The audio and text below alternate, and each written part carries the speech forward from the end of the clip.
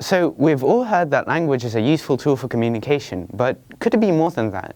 Could there be some other aspect to language that makes it so crucial in our lives? So to answer that, let me tell you a story. A while ago, I was given a presentation to make for school. It was about the methods of protection from the all too familiar COVID-19, and it was quite easy. I was completely prepared for it.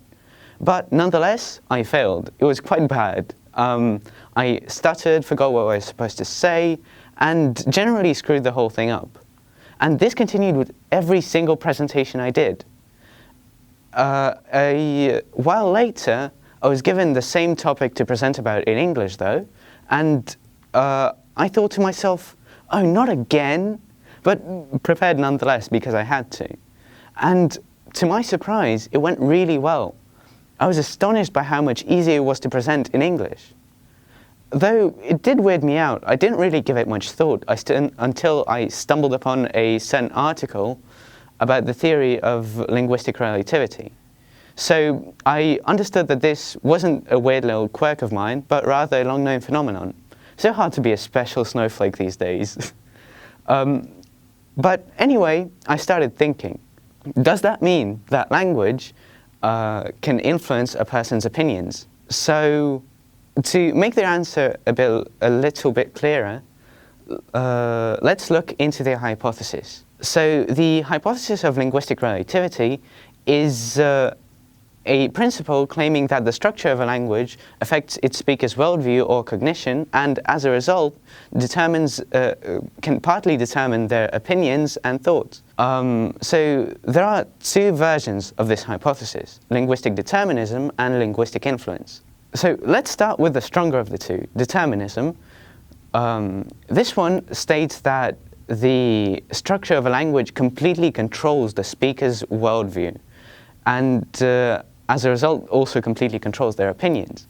So this would make a few issues though, because that would mean that a person is basically stuck in their own cultural and linguistic bubble, being unable to escape, or in other words, understand any other language or culture. But as we know, we can understand other languages, we can learn them even, and we can also understand other cultures. So this one has been proven to be false. Linguistic influence though, the true one, states that a language simply only partly affects the speaker's personality simply through either the absence or presence of certain linguistical terms and elements. So there are two factors at play here, the linguistic and the cultural. So let's talk about the linguistics of it first. So as I said, the hypothesis states that a language only partly restricts a speaker's thinking through either the absence or presence of grammatical and lexical elements. So to illustrate this, these two colors are called blakitny and sini, while in English both are simply labeled as blue. This example though is quite insignificant. A much more extreme one, I would have to say, is the absence of the word never or any future tenses in Japanese. Although the concepts do exist, they are said in a drastically different way from any Western languages, and as a result, they're thought of in a completely different way. So now let's talk about the cultural aspect. This one is where the language influences a person in a way that makes them behave in accordance with the culture of the country the language is from.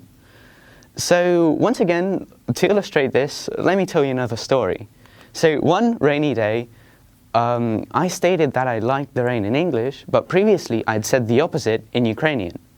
So one rainy day, I stated that I liked the rain in English, but I'd previously stated the opposite in Ukrainian. This was quite a breakthrough because this bears a direct correlation with a certain cultural aspect of the British.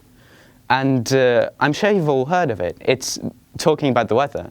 So this crucial way of communicating has one very important rule to it, and that is not being able to outright disagree. And this brings me back to the aforementioned situation where I was prompted by a statement about liking the rain to say the same. while in Ukrainian it's much more acceptable to disagree, so I stated a completely different opinion. This brings me to the conclusion that language not only lets us voice our thoughts, but also takes part in forming them, and can even determine the answer to a yes or no question. So, in the end, language can be something more than just a tool for communication. In many ways, it can help you see yourself from many different perspectives, and can even help you improve yourself in previously undiscovered ways.